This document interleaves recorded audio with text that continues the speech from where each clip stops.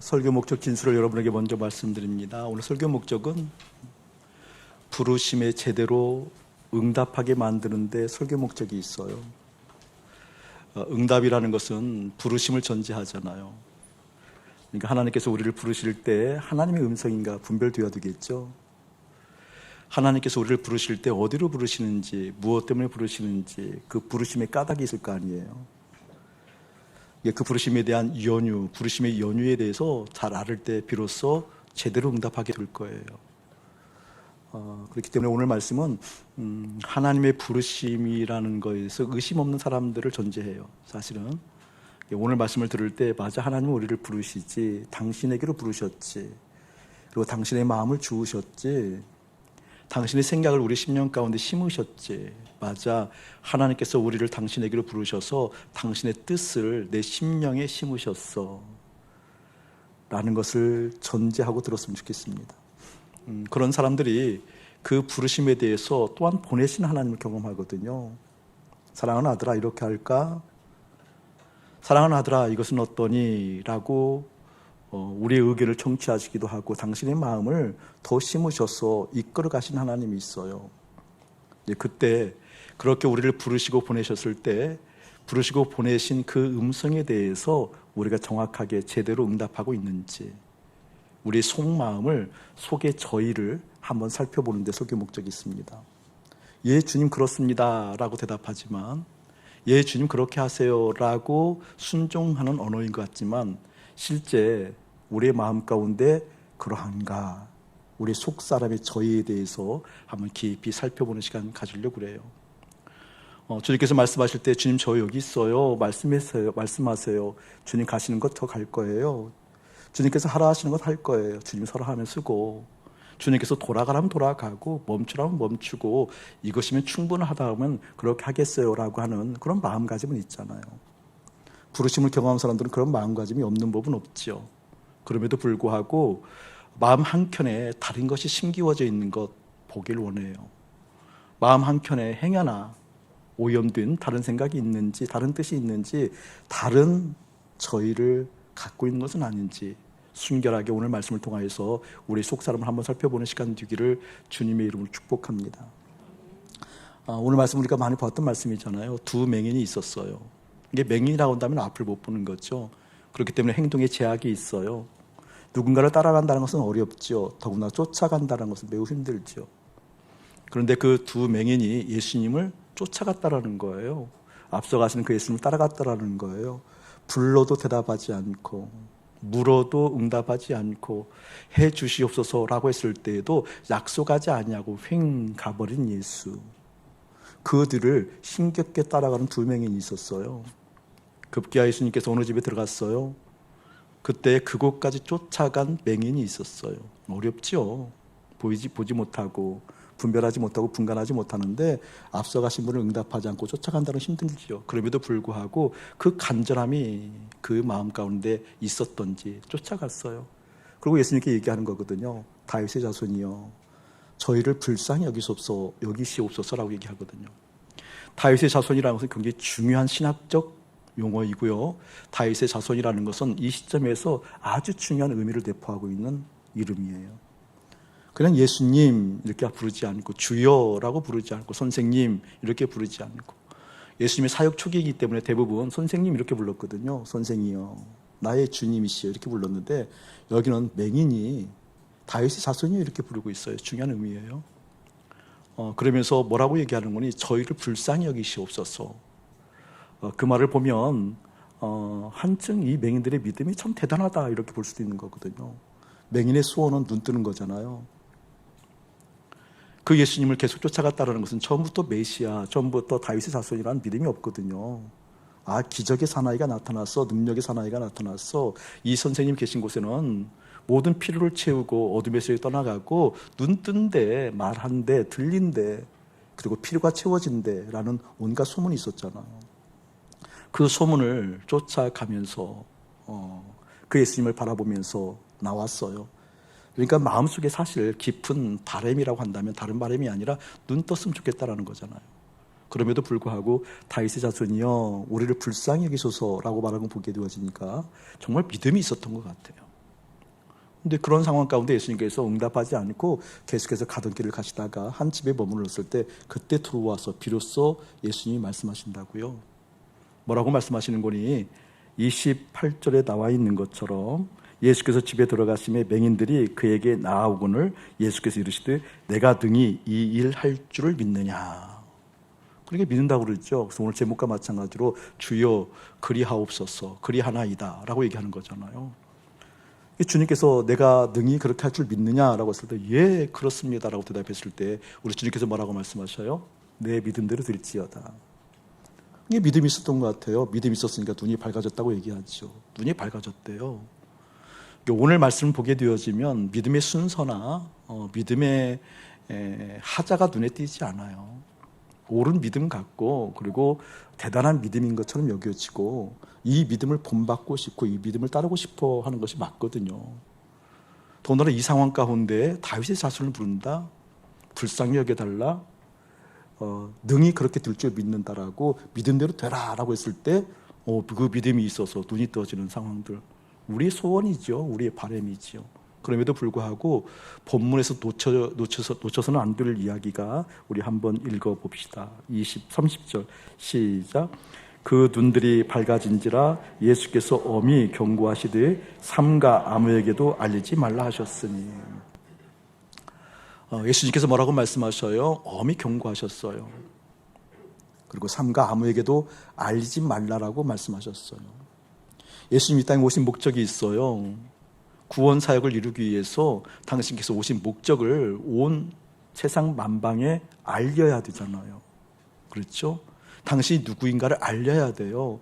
당신께서 어떠한 사역으로 왔는지 알려야 되거든요. 근데 좋은 교회가 포착이 됐고 능력이 발휘가 되어졌고 그 예수님의 전능하신 능력이 발휘됐음에도 불구하고 삼가 아무에게도 알리지 말라라는 의미가 대체 뭘까? 맞는 이야기인가요, 여러분? 이것은요, 예수님께서 뭔가 우리에게 들려주고 싶은 이야기가 있는 거예요. 이런 유의 이야기가 흘러가면 안 되기 때문에 그런 거잖아요.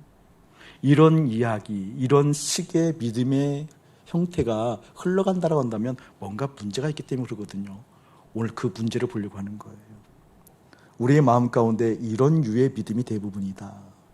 그렇다고 한다면 우리 주님께서 알리고 싶어 하지 않는 믿음이라는 것이 일깨워져서 예수님께서 정말 이 땅에 오신 그 목적을 이루기 위한 믿음, 그 믿음이 무엇인가 다시 한번 아로새기기를 주님의 이름으로 축복합니다. 다시 한번 27절 한번 읽어보세요. 시작. 예수께서 거기에서 떠나가실새 두 맹인이 따라오며 소리질러 이르되 다윗의 자손이여 우리를 불쌍히 여기소서 하더니 거기에서 떠나가실새 즐거워놓고요. 거기에서 떠나가실새. 또 어디로 즐거워놓는 거요? 다윗의 자손이여 즐거워놓고 별표하세요. 다윗의 자손이여 불쌍히 여기소서. 자, 거기서 떠나가실새 이 말을 굳이 이 본문에 넣었다고요. 거기는 어디예요? 이 본문 나오기 전에 사건들을 받는 말씀이잖아요. 마태복음 9장을 통으로 보면 참 재미있어요. 예수님께서 뭔가 우리 가운데 메시지를 전하시고 싶은 것이 죄에 대해서, 그리고 손에 대해서, 눈에 대해서, 입에 대해서, 그리고 온 세상에 전파되어진 하나님 말씀에 대해서 통으로 보면 참 재미있는데 오늘 이 부분을 잘라서 얘기할게요. 그런데 거기에서 떠나실새라고 거기라고 한다면 바로 윗본문이 있는데 윗본문은 어딘 거니? 18절부터 나오는 본문이에요. 18절만 한번 읽어봅시다. 시작. 예수께서 이 말씀을 하실 때에 한 관리가 와서 절하여 이르되 내 딸이 방금 죽었사오나 오셔서 그 몸에 손을 얹어 주소서 그러면 살겠나이다 하니. 예수님께서 사역을 하시고 죄의 문제에 대해서 이야기하시고 논쟁하실 때 그때 한 관리가 나와서 자기 딸이 죽었다라는 거예요. 자기 딸이 죽었다는 것을 지금 명확하게 확인한 거죠. 죽은 딸이 살아날 수 있는 방법이 딱 하나인데 그것은 무엇인 거니? 예수님께서 만지시면, 예수님께서 손을 대시면 이 큰 영적 메시지가 있는 거거든요. 물론 목숨과 생명을 구별하자고 그랬어요. 코끝에 호흡이 남아있는 목숨이 이 소녀에게 떠나갔어요. 그렇죠? 그럼에도 불구하고 그 어떤 것으로는 해결할 점이 없잖아요.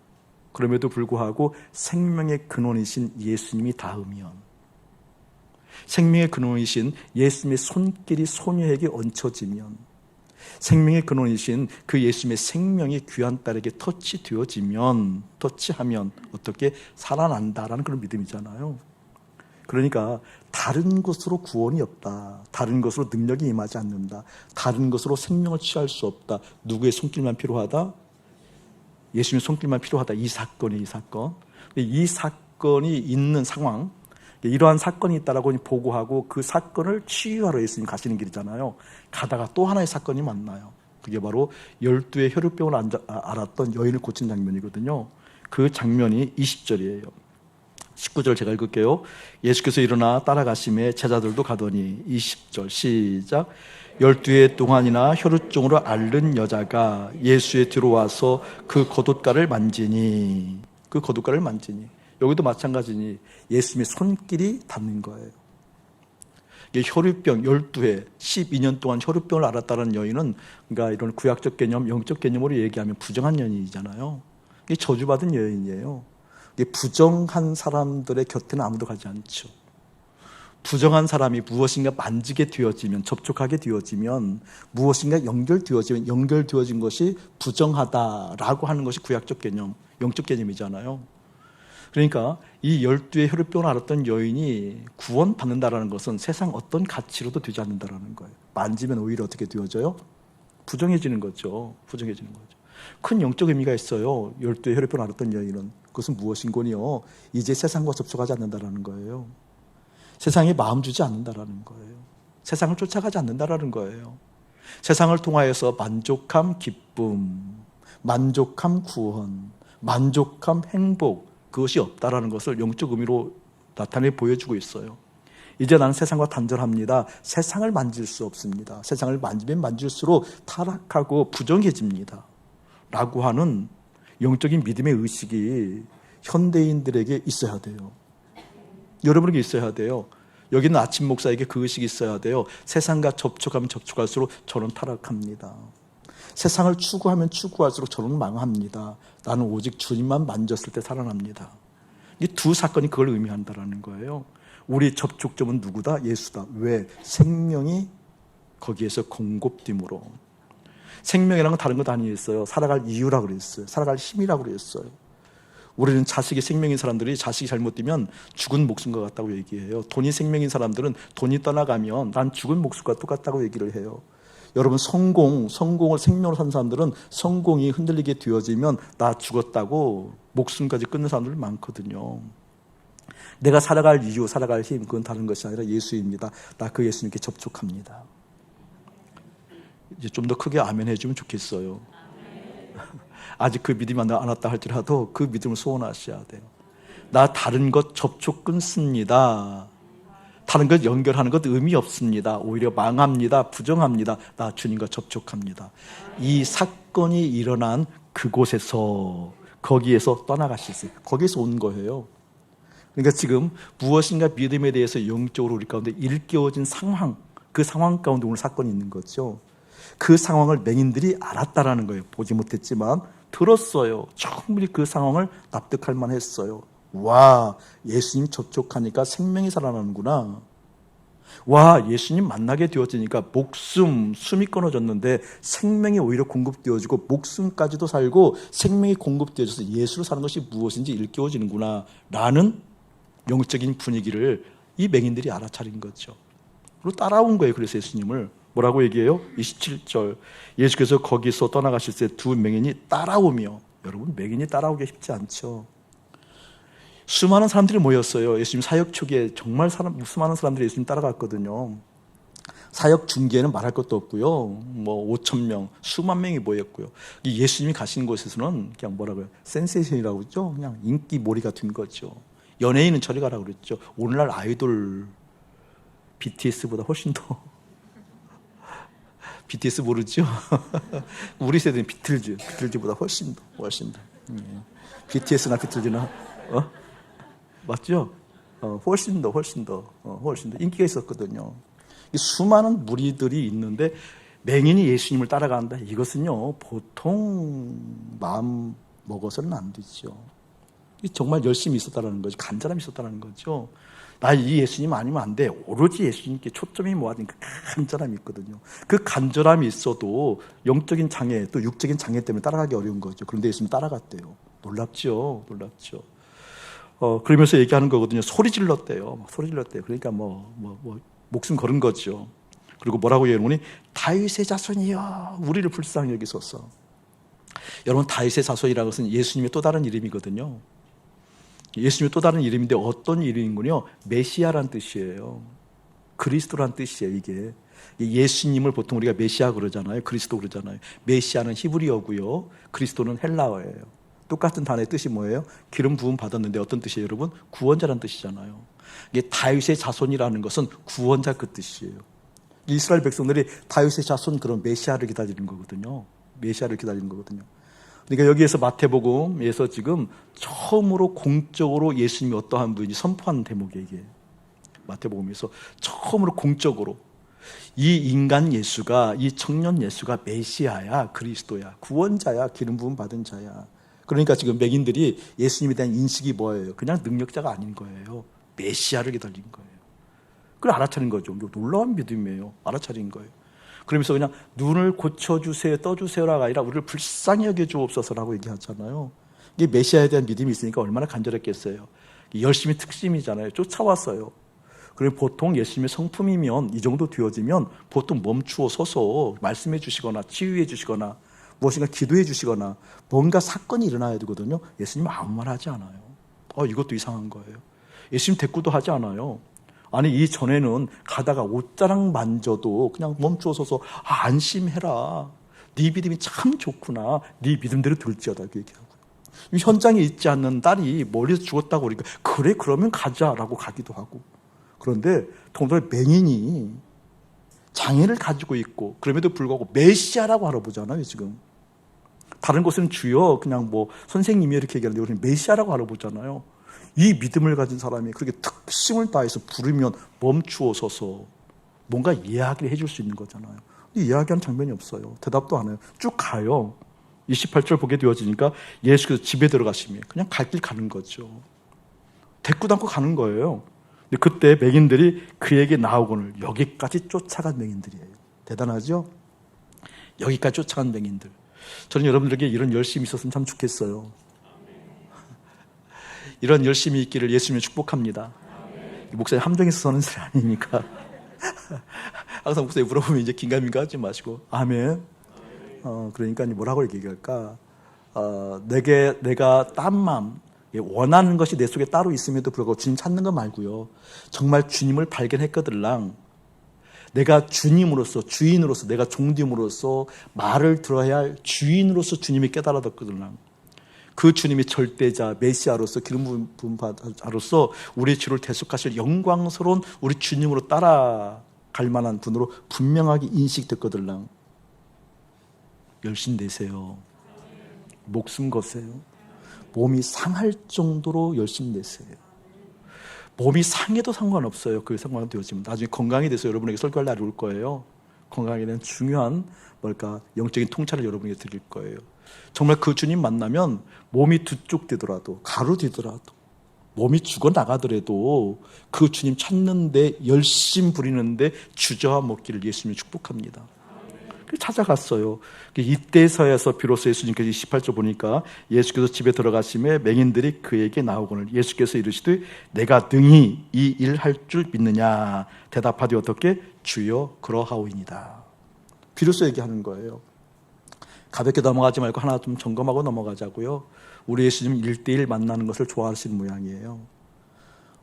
많은 사람 무리를 만나기도 하고 무리 속에서 설교하시기도 하고 무리 속에 선포하시기도 하고 수많은 이적과 기자를 베푸신 예수님이기도 했지만 예수님께서는 기본적으로 1대1로 만나는 걸 굉장히 중요하게 여기셔요. 여러분 1대1 만나는 시간이 많을 때 친밀하다고 얘기합니다. 아멘. 1대1로 만나는 그 시간이 깊어질수록 친밀하다고 얘기하고 1대1로 그 친밀함이 깊어질수록 신뢰가 간다고 얘기하고 신뢰가 간 사람들을 통해서 사랑한다고 얘기하는 거거든요. 1대1 관계가 깊어져야 돼요. 아멘. 저희 기도는 3시기도가 있어요. 오전 10시, 12시 맞나요? 그렇죠. 제가 삼시기도 잘못하게 되는구나. 10시, 오후 3시, 그 다음에 밤 8시에 있어요. 그렇죠? 굉장히 귀한 시간이에요, 여러분. 교회 와서 기도하는 여러분들 참 은혜 있는 시간이거든요. 그게 쌓여지게 될 거예요, 쌓여지게. 목사님은 5시 기도예요, 5시. 5시. 10시, 12시, 5시. 그리고 아침에 하고요. 새벽에 3시 하고, 오후 5시 하고, 저녁 8시 하고. 제 알람에는 3분 전에 반드시 맞춰져 있어요. 3분 전에 몇 시간 이렇게 하거든요. 그럼 저는 잠시라도 기도해요. 아침에는 정하지 않아. 아침에는 좀 시간이 길어지기도 하고 짧아지기 때문에 저는 5시 기도를 해요. 여러분 이 시간이 얼마나 중요한지 몰라요. 저는 여러분들에게 예수님의 이름으로 권면하는 것은 그렇게 3시 기도 시간을 정해서 그때 여러분의 현장, 여러분이 있는 삶의 자리 현장이 어느 곳이든지 잠시 그곳에서 딴 생각하기를 축복해요. 지금 오늘은 딴 생각하시는 분들이 드물어요. 보니까 드문데 그도 딴 생각하시는 분들이 있어요. 예배 시간에 딴 생각하는 분들이 있거든요. 이 거룩한 시간에도. 이 거룩한 시간에도 딴 생각, 염려, 근심, 걱정, 그 일을 생각하는 사람들이 있거든요. 그 사람을 생각하는 사람들이 있거든요. 그 사건을 생각하는 사람들이 있거든요. 영광스러운 하나님의 임재가 임해도 주님을 바라보는 거룩한 하나님 뜻이 임하는 이 예배 현장 가운데 딴 생각하는 사람들이 있거든요. 믿음의 사람들은요. 현장 속에서 딴 생각, 예수 생각할 수 있어요. 삶의 현장에서 딴 생각, 예수 생각할 수 있다니까요. 삼시 기도 시간, 그런 시간 가지세요. 주님, 저는 주님 아니면 안 돼요. 주님 생각 아니면 안 돼요. 주님께서 내 마음 점령하지 않으면 전 그냥 무너지는 존재적으로 죄인일 수밖에 없어요. 제 판단 신뢰하지 않아요. 제 열심 신뢰하지 않아요. 제 수고와 땀, 그 열매, 그건 나의 의일 뿐이에요. 신뢰하지 않아요. 나 주님 필요해요 라고 딴 생각할 수 있는, 그 1:1 관계가 깊어질 수 있는, 그래서 하나님의 마음이 내 마음에 들어와서 그래 네가 이걸 원하니? 이걸 바란 거니? 근데 너의 뜻은 내 뜻과 얼마나 부합되니? 내 마음은 이것이잖아. 내 생각은 이것이잖아. 이 생각 어떻게 생각하니? 이렇게 하는 거 좋을 것 같지 않을까? 라고 하는 친밀한 관계 속에서 주님과 함께 그 마음이 조정되는, 주님과 그 삶이 나누어지고 마음이 나누어져서 주님의 생각을 따라갈 수 있도록 내 마음이 동의가 되어지고 예 주님이라고 춤추고 박수치며 주님을 찬양하며 찬송하며, 예배 시간에만 떠들썩 찬송하는 것이 아니라 삶의 모든 구간마다, 삶의 모든 자리마다 주님을 찬송할 수 있는 그 1:1의 만남의 시간들 꼭 깊어지기를 주님을 축복합니다. 아멘. 정말 그냥 하지 마시고요. 할 수 있으면 무릎을 꿇고요. 할 수 있으면 정돈하고요. 할 수 있으면 오로지 주님께 마음 모아서요. 할 수 없거든 눈을 뜨고라도 딴 생각, 할 수 없거든 서서라도 딴 생각, 할 수 있거든 앞에 누군가 앉아있어도 딴 생각, 내 마음, 내 심령, 내 의식 가운데 주님이 있어야 됩니다 라고 하는 실제된 믿음, 여러분에게 예수의 이름으로 가득할지어다. 그런 상황을 얘기했을 때 29절, 이에 예수께서 그들의 눈을 만지시며 이르시되 너희 믿음대로 되라 하실 때 그 믿음이 있었던 게죠. 믿음이 있으니까 어떻게 된 거예요? 그 눈들이 밝아진지라. 30절 함께 읽어봅시다. 시작. 그 눈들이 밝아진지라. 예수께서 엄히 경고하시되 삼가 아무에게도 알리지 말라 하셨으나 그들이 나가서 예수의 소문을 그 온 땅에 퍼뜨리니라. 30절 말씀 그냥 지나가면 안 돼요. 여러분 충분하게 믿음이 있었으니까 눈이 떠졌죠. 밝아진 거죠. 믿음이 없으면 눈이 안 떠지죠. 그럼에도 불구하고 주님께서 뭐라고 얘기하셨냐면 엄히 경고하셨어요. 엄히 경고하신 거거든요. 인간이 참 그래. 이렇게 엄히 경고해서도 31절 하니까 지가 좋으니까 사랑해요. 저는 예전에 이 믿음이 좋다고 얘기했거든요. 그냥 내가 너무 좋으면, 예수님 너무 좋으면 말려도 전한다. 우리 그런 믿음 가져야 되지 않겠냐 도전하고 그랬거든요. 그건 좋지 않아요. 아니, 너무 경고했으면 안 해야지. 인간이 제멋대로라니까요. 제멋대로예요. 여러분 점잖아도 제가 알아요. 제멋대로라는 거. 예배당 문 열고 나가는 순간 누가 내 차 앞에 뭐가 딱 가리고 있으면 에이 이렇게 하거든요. 막 별일 다 나거든요. 어떤 한 목사님이 뭐 얘기해도 괜찮겠다 그 얘기를 하도 유명하니까, 이찬수 목사님 좋아하잖아요 다들이요. 이찬수 목사님이 이제 사랑의 교회 있을 때 사역 끝나고 나갔더니 차가 이렇게 서로 엉켜가지고 막 반개가 돼서 막 차 문 열고 서로 싸웠대요. 알고 보니까 자기 교인이더래요. 그런 목사님도 저기 계셔 보니까 사역 잘하고 있더라고. 엄히 경고했으면 안 해야 되는데 인간이 그러거든요. 근데 예수님께서 엄히 경고하고 뭐라고 말씀하시는 거니? 이렇게 말씀하시잖아요. 삼가 아무에게도 알리지 말아라. 간단히 지나갈 문제 아니에요, 여러분. 우리 예수님은 당신 자신을 알려야 돼요. 우리 예수님은 당신이 이 땅에 오신 목적을 알려야 돼요. 그러니까 구원 사역에 대해서 그 목적이 부합하다라고 했으면 알렸을 거예요. 구원 사역에서 부합하지 않으니까 알리지 말라는 거 아니에요. 그럼 도대체 이게 왜 구원 사역과 부합하지 않는가? 그걸 보려고 하는 거거든요. 쉽게 결론부터 얘기할게요. 두 맹인이 메시아를 알아보았어요. 불쌍히 여겨달라고 그럴듯하게 좋은 언어를 댔어요. 그럼에도 불구하고 그들의 믿음대로 됐을 때 실제 일어난 사건은 무엇이었어요? 눈이 띄어졌어요. 그렇죠? 눈에 띄어졌잖아요. 믿음대로 돌아가니까. 그 믿음이 어떤 믿음이었니? 내 필요를 채우는 믿음이었어요. 우리 예수님 우리의 필요를 외면하지는 않아요. 그런데 예수님의 본질사긴 그 구원사역과는 다르다는 걸 기억하셔야 돼요. 이해돼요, 여러분? 그러니까 지금 예수님께서 알지 말아라 이 말은 무슨 말인 거니? 이런 유의, 이런 식의, 이런 유형의 믿음이 구원사역을 한다면 큰일 나. 이런 것을 믿음으로 알고 이런 것을 향해서 많은 사람들이 내게 몰려오면 큰일 나. 그래서 알리지 말라고 했던 거예요. 우리의 믿음은요, 다 여기에 있거든요. 살려주시옵소서.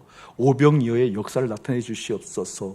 5,000명이 먹고도 12가른기가 남았더라. 이런 거 좋아하거든요. 수만 명이 몰려와서 채우시는 하나님, 와, 보리떡 5개, 물고기 2마리로 이토록 영향력을 발휘할 수가 있어. 맞아. 이 하나님이, 이 주님이 우리의 메시아 맞아. 우리 민족을 구원할 거야. 바지가랑이를 붙들고 선생님 가지 마시옵소서. 어디 갑니까? 우리의 왕이 되어 주옵소서. 맞죠, 여러분? 그런 믿음으로는 십자가 잘 죽을 수 없다는 거예요. 그런 믿음으로는 아버지 하나님 볼 수 없다는 거예요. 여러분 지금 마태복음 9장이니까 사역 초기예요. 마태복음 20장 넘어가게 되어지면 사역이 말기잖아요. 예수님이 메시아라는 걸 알아요. 메시아라는 걸. 제자들도 다 알거든요. 예수님이 그리스도라는 걸 알아요. 심지어 이렇게 고백해요. 마태복음 16장에 가게 되어지면 주는 그리스도시요 살아계신 하나님 아들이라고. 그 고백이 너무 좋아서 그 고백 위에 당신의 몸을 세우시잖아요. 아멘. 근데 20장쯤 넘어가게 되어지면 강력한 침합바람이, 이때도 침합바람이 있었어요. 세베대의 아들들의 어머니니까, 세베대 아들들은 뭐 야고보 이런 친구들이잖아요. 친구도 아니 선배님이죠. 전국 가면 친구는 아니었어요. 믿음의 선배님이에요. 이게 야고보 뭐제가 우리 주님이 이제 메시아를 가는 게 주님 나라가 올 것 아니에요. 주님 나라 오게 되어지면 내 아들들 당신의 오른쪽에, 당신의 오른손, 당신의 왼팔 오른팔 얘기하잖아요. 그러니까 예수님이 메시아인 줄 알매도 불구하고 자기 욕구가 있어요. 예수님이 그리스도인 줄 알매도 불구하고 자기 욕구를 채우려고 하는 것이 있다니까요. 그렇죠, 여러분? 와, 막 누가 높은 자리 있냐고. 그 본문 읽어보면 뒤에 나가게 되면 다 제자들이 그 두 사람 보고 막 화를 내잖아요. 너만 치맛바람 때문에 좋은 곳에 올라가? 뭐 이렇게 하잖아요. 이 당시도 치맛바람이 있었다는 거예요, 여러분. 우리 대단하잖아요. 우리 교회는 조금 그래도 그러나 조금 없다 뿐이지 없겠어요. 치맛바람이. 어떡하든지 백을 써서 어떡하든지 통로를 내서 어떡하든지 뇌물을 해서라도 뭔가 이렇게 내려고 하는 우리의 욕구들이 있거든요. 그러니까 이 욕구가 넘치다게 보게 되어지니까 예수님의 능력을 빌어다가 예수님의 그 능력을 빌어다가 우리의 소원도 성취하고자 주여 믿습니다 이렇게 하잖아요. 막 잘 안 보이니까 막 서서 팍 뛰면서 막 여기 있어요 라고 막 하면서 막 찬양도 그래서 그렇게 하는 거거든요. 예수님이 좋아서 찬양해요. 자기의 열정이 넘쳐서 막 여기 있어요. 저 좀 봐주셔야 돼 이런 거잖아요. 근데 그런 식이거든. 그런 식의 믿음은 당신의 구원 사역과 관계없다. 왠 줄 아세요? 베드로도 그런 필요가 있었거든요. 나라의 구원, 민족의 해방, 그리고 주님 나라가 임했을 때 큰 자가 되고자 하는 욕구 있었거든요. 근데 다 자기의 필요를 채워줄 만한 예수가 죽어버리는 거예요. 십자가 죽는 거예요. 필요를 채울 수 있는 능력이 상실되는 거잖아요. 그러니까 도망가 버려요.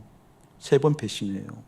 가룟 유다 자기의 필요를 채울 수 있을 줄 알았어요. 메시아니까, 그리스도니까. 그런데 그 필요를 채울 수 없다는 걸 깨달았어요. 그때 어떻게 해야 되죠? 팔아버려요.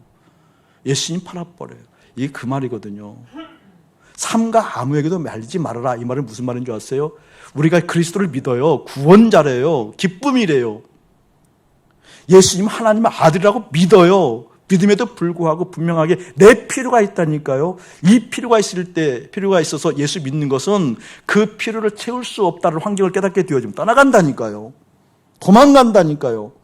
예수와 함께 십자가에 죽고 연합하여 부활하여 주님 나라 가서 하나님 보좌 우편에 올라가는 것이 아니라 오히려 십자가 지기 전에 떠나가 버린다니까요. 저는 이런 분들 정말 많이 봐요. 목회하면서 이런 사람들 수도 없이 봐요. 그토록 신앙 고백이 정확했는데 응답 받고 여기 왔대요. 말씀 듣고 놀라웠대요. 십자가 복음으로 회개하고 돌이켰대요. 그런데 무엇인가 걸려요. 그냥 떠나가요. 그 걸리는 내용이 뭘까요? 필요한 부분이에요. 필요한 부분.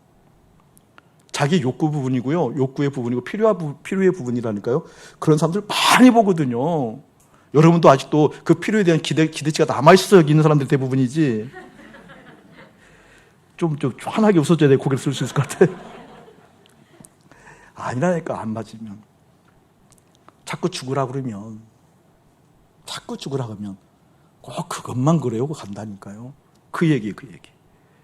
오늘 주님께서 여러분에게 말씀하신 그 말씀의 내용이 무엇인지 명확하게 일깨워지기를 예수의 이름으로 축복합니다. 성경 보면 이런 말씀이 있잖아요. 믿음의 분량에 대해서 많이 나와요. 믿음에 대해서. 믿음이 없다가 아니거든요. 믿음이 적은 자들아 나오죠. 믿음이 없는 게 아니에요. 믿음이 적은 자들을 이렇게 얘기하거든요. 예수님 따라가는 제자들이 있었어요. 예수님과 함께 있었으니까 너무 좋았어요. 예수님이 초자연적인 역사를 드러내잖아요. 예수님 우리의 삶 가운데 보호해주고 안전장치가 있었잖아요. 없는 가운데에도 500년 역사를 일으켰잖아요. 근데 함께 배를 타고 할 때 큰 풍랑이 일어나요. 배가 금방 파손될 것 같으니까 예수님을 모시고 있는 배는 파손하지 않음에도 불구하고 그 믿음은 종이 조각에 불과했지 실제 믿음이 내면화되지는 않았다고요. 근데 여러분 우리 알잖아요. 고백할 수 있잖아요. 예수님 모신 배는 파손하지 않아요. 파손하지 않아요. 그런데 예수님 모신 배라 할지라도 풍랑 이름에 무서워요? 안 무서워요? 그 얼마나 모순이에요. 우리의 믿음의 현주소라는 게 현주소. 풍랑이 일었을 때 너무나 금방 배가 파손될 것 같으니까 예수님이 깨우잖아요. 기도하잖아요. 일어나 주시옵소서 큰 소리로 간절하게 금식하면서 그런 얘기잖아요. 예수님 깨웠어요. 예수님께서 일어나서 깨우니까 기도 응답 받는 거죠. 바다야 잠자라 그러니까 잠잠해졌잖아요. 여러분 그걸 믿음이라고 생각하면 큰일 나요. 우리 주님 뭐라고 말씀해요? 이 믿음이 적은 자들아 어찌하여 의심하느냐 무서워하느냐 그렇게 얘기하잖아요. 여러분 믿음이 없다가 아니에요. 믿음 적으면 세상 문제에 흔들린다. 믿음이 적으면 세상 환란에 흔들린다. 아프다 어렵다 주저앉는다 낭망한다. 주님께서 말씀하시는 것이 왜 그런 줄 아니?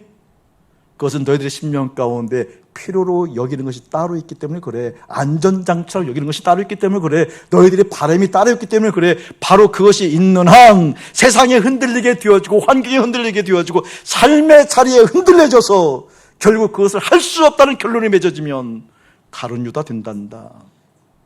베드로처럼 수제자를 할지라도 떠나가면서 3번 기꺼이 배반할 수 인생 된단다. 그래서 그런 류의 필요를 채우는 유의 믿음은 알지 말아라 그 뜻이에요. 그런 믿음이 전파되면 안 돼. 그것 때문에 나에게 오면 안 돼. 나를 통해서 반드시 아버지 하나님을 봐야 돼. 십자가에서 잘 죽어야 돼. 십자가에서 세상에 미련 없어야 돼. 나와 함께 연합하는 그 길로 함께 가야 돼. 이것이 기본이에요. 높은 수준을 얘기하는 게 아니에요. 이게 기본이에요. 우리 그 기본으로 돌아가기를 예수님을 축복합니다. 그렇게 되지 않는 나를 통해서 애통해하면서 주님 나 어떡합니까? 십자가 연합하여 죽고 십자가 현실되어져서 그 사실이 실제 되어지는 하나님의 사람의 믿음 나에게 허락해달라고 오시기도 하세요. 30기도 안 되는 것 같아요. 오시기도 하세요. 시간 정해놓고 하세요. 바쁜 일 벌어질 때 잠깐이라도 반색하면서 주님 여기에는 주님 계셔야 되는데 내 속에 수많은 어려운 생각이 있어요. 여기에 주님 계셔야 되는데 내 마음에 수많은 선한 계획들이 있어서 선한 사람이라고 착각하고 있어요. 주님 계셔야 되는데 십자가에서 그 죽음이 현실되게 해 주시옵소서라고 기도하는 여러분 되어지기를 예수님이 축복합니다. 그와 비슷한 유형이 있어서 여러분에게 소개합니다. 잠언 19장 빨리 펴보기 바랍니다. 잠언 19장 시간이 많이 지나가요. 1절, 2절, 3절까지만 읽어보고 시간이 되면 3절까지 설교를 하고 아니면 1절만 하도록 할게요. 우리 합독해요. 잠언 19장 1절에서 3절 시작. 가난하여도 성실하게 행하는 자는 입술이 패역하고 미련한 자보다 나으니라. 지식 없는 소원은 선하지 못하고 발이 급한 사람은 잘못 가느니라. 사람이 미련함으로 자기 길을 굽게 하고 마음으로 여호와를 원망하느니라. 우리 3절 보게 되어지면 사람이 미련함으로 자기 길을 굽게 한대요. 마음으로 여호와를 원망한대요. 여호와를 원망한다는 것은 우리 하나님께 화가 나 있다는 거잖아요. 그렇죠? 그런데 하나님께 화가 나 있는 사람 지금 보게 되면 자기의 길을 스스로 굽게 했음에도 불구하고 그렇다라는 거죠. 들어보세요, 여러분. 자기의 길을 굽게 한다는 것은 오늘 말씀 보게 되어지니까 사람이 미련해서 그렇대요. 근데 자기의 길을 굽게 했다는 거, 굽었다는 그 기준이 뭐예요, 기준이? 여기는 아침 목사의 인생을 내가 스스로 굽게 했어요. 그 기준이 뭐냐고, 기준. 어떤 걸 보고 내 인생이 굽었다, 구부러졌다 얘기하냐고요, 여러분. 여러분의 가치는 여러분이 스스로 인정하지 않지만 여러분의 기본, 존재적으로 죄인의 가치는 어떤 것이 형성되어 있는 줄 아세요? 사회적으로 성공하지 못하면 그 뜻이에요. 이렇게 얘기해 볼게요. 들어보세요, 여러분. 손흥민 선수 지금 세계적으로 탑이잖아요. 탑. 예를 들면 손흥민이 자기의 길이 굽은 사람일까요? 굽지 않은 사람일까요? 우리 카카오 의장 보니까 돈 꽤나 벌더라고요. 이렇게 하면 못 알아듣는 거예요, 여러분들이. 우리 이재용 회장, 삼성 이렇게 했으면 쉽게 알아듣겠구나. 이재용 회장은 자기의 길이 굽어서 실패한 사람이에요? 어때요, 여러분? 우리는 가치. 세상의 가치에 충족되지 못하면 자기의 길이 구부러진 것처럼, 꺾어진 것처럼 생각한다고요. 그렇지 않다니까요. 성경은 걸리게 하는 것이 아니라니까요. 성경은 우리가 생각하는 가치, 성공하지 못했다, 실패했다, 돈이 없다, 무엇인가 능력이 없다, 인정받지 못한다. 그래서 그 인생이 굽어진 인생, 이렇게 생각하지 않는다니까요. 성경은 단연코 얘기하는 것이 1절 보세요, 여러분. 가난하여도 성실하게 행하는 자는 그랬어요. 가난하여도 성실하게 행할 수 있대요. 이렇게 얘기하면 해석이 조금 어려워요. 원어를 보면 더 쉬워요, 더. 가난하여도 완전한 길로 행할 수 있다, 그 뜻이에요. 행하다, 성실하다 이 뜻이요. 완전하다는 뜻이에요. 원어로 보게 되면 완전하다. 이게 무슨 뜻인 건지 여기를 보면 돼요. 자, 창세기 17장 보세요. 급히 보세요, 여러분. 좀 서둘러서. 창세기 17장.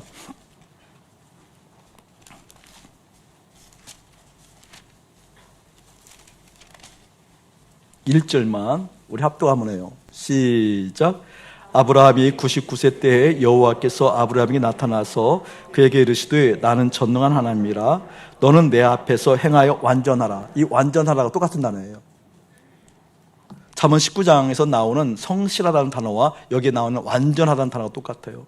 아니, 아브라함에게 나타나서 뭐라고 얘기해놓으니 믿음도 그렇게 주님께서 요구하시는 믿음이 아님에도 불구하고 나는 전능한 하나님이라고 본인을 소개하시면서 너는 내 앞에서 행하여 완전하라. 완전하게 행하라고 얘기하고 있다는 거예요.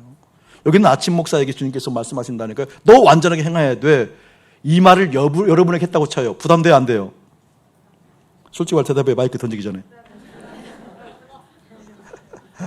부담되죠? 근데 믿음은 부담이 아니라는 거예요. 그 얘기를 하려고 그러는 거예요. 가난하여도 완전하게 행할 수 있어. 가난이라는 것은 뭐예요, 여러분? 부족하다라는 거잖아요. 뭔가 지금 안전하지 못한 안전장치가 아니라는 거잖아요. 허점이 있다라는 거잖아요.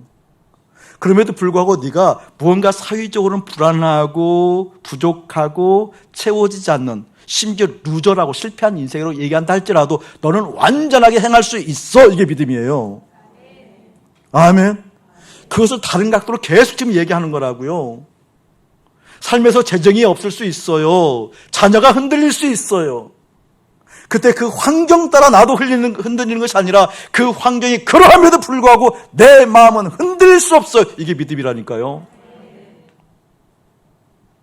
삶에 이러한 문제가 있어요. 그래서 어려워요. 그 어려운 것을 부정하겠다는 것이 아니에요. 그 어려운 것이 있음에도 불구하고 내 마음조차 어려워서는 안 된단다. 이게 성경이라니까요. 어떤 사람이요? 내 마음이 필요로 하는 것은 하나님일 때 그럴 수 있게 될 수 있다는 거예요. 네 마음이 육체적 한계가 있지, 어려움이 있지, 삶에 곤고한 것이 있지, 그것을 채우고자 하는 필요가 있는 한 너희들의 삶은 끊임없이 가난하면, 어려우면, 힘들면, 곤고하면 흔들릴 수 있단다. 완전하지 않을 수 있단다. 그래서 어떻게? 너의 필요는 나 하나님이란다.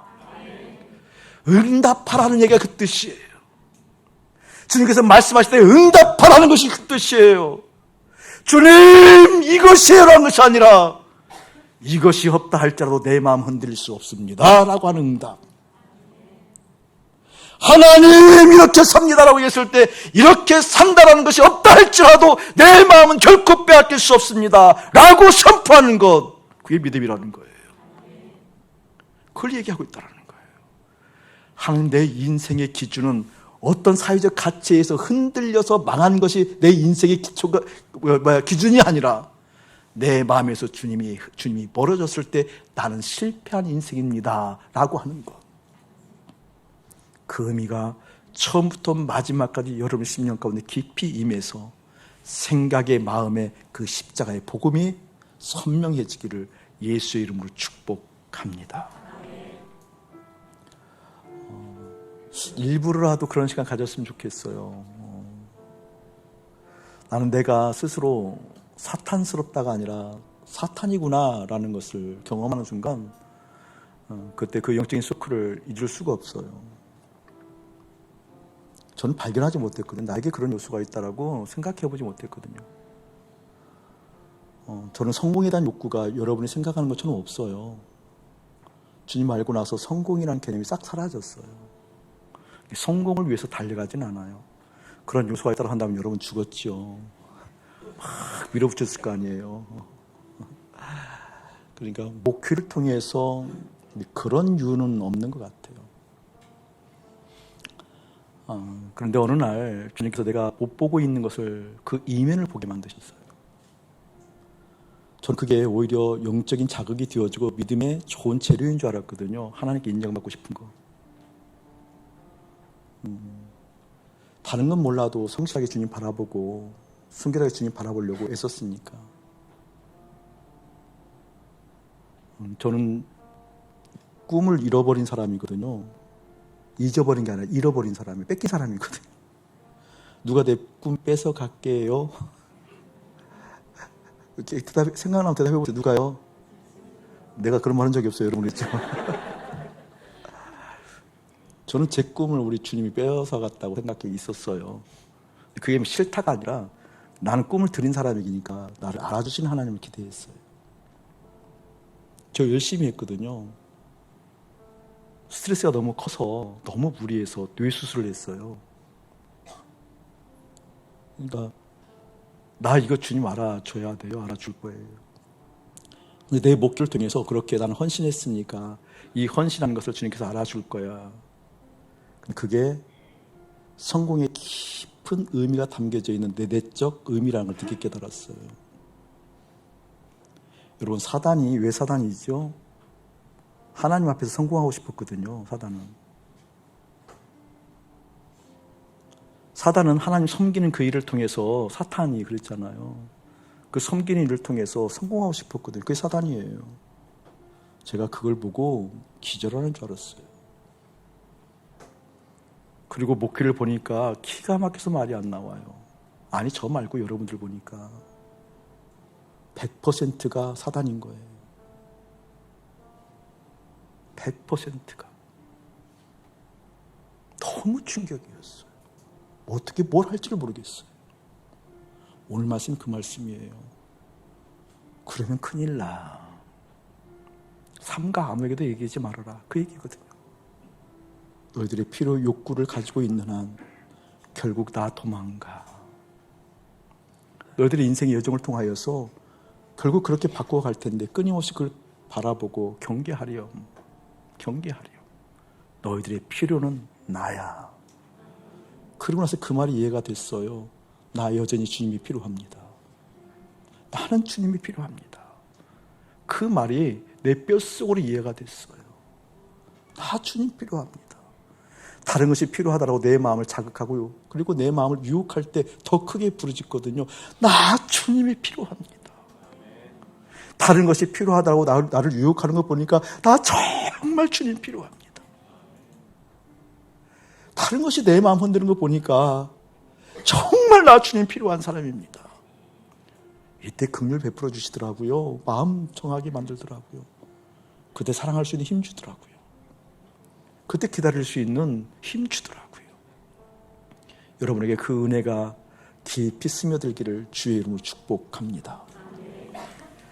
이제는 우리 주 예수 그리스도의 은혜와 우리 아버지 하나님의 극진하신 사랑하심과 성령 하나님의 감화가 교통하심이 응답하라.